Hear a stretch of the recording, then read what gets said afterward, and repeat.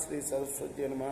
శ్రీ గురుభ్యో నమ. భక్తులారా, రామాయణంలో విశేషాలు చెప్పుకున్నాం. ఇందులో భాగంగా నిన్నటి వరకు బాలకాండ పూర్తి చేసి అయోధ్యకాండను 11 భాగాలుగా చెప్పుకున్నాం. ఈ రోజున 12వ భాగాన్ని చెప్పుకుందాం. చెప్పుకునే ముందు వాల్మీకి మహర్షిని ప్రార్థన చేసుకుందాం. పూజంతం రామ రామేతి మధురం మధురాక్షరం ఆరోహి కబ్దాశాఖ వందే వాల్మీకి గోకులం. ఆంజనేయ స్వామికి నమస్కారం చేసుకుంటూ సమర్థ గురు సాయినాథ్ మహారాజ్కి జయ చెప్పుకుంటూ కొనసాగిద్దాం.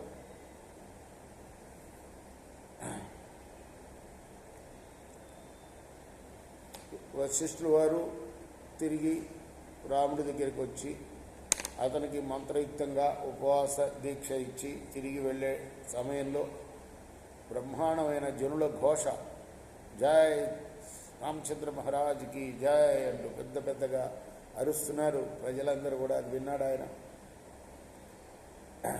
అంతేకాదు, అన్ని వీధులు శుభ్రం చేసి నీళ్లు చల్లి కళ్ళాపు చల్లి చక్కగా ముగ్గులు అవి వేశారట. ఎక్కడికక్కడ జెండాలు ఎగరేశారట. మరి అలానే మనం తెస్తాం కదా, అరటి చెట్లు అవన్నీ నరికి తెచ్చి కడతాం కదా, అలా కూడా కట్టారు. మరి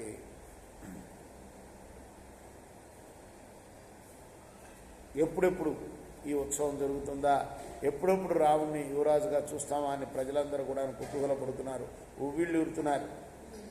వశిష్ఠుడు ఈ విధంగా జనులతో కిక్కిరిసి ఉన్న రాజమార్గాన్ని చూస్తూ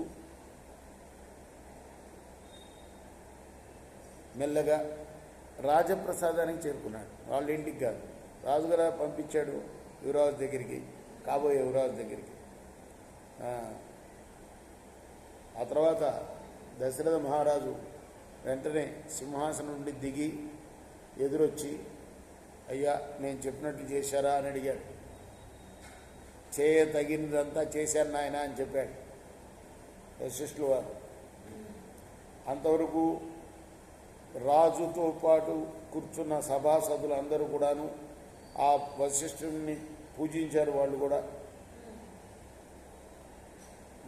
దశరథ మహారాజు వశిష్ఠుడి యొక్క అనుజ్ఞను పొంది ఆ సభాసదులందరినీ కూడా పంపేసి అంతఃపురంలోకి వెళ్ళాడు. రేపు మనం కొనసాగిద్దాం. కృష్ణార్పణం.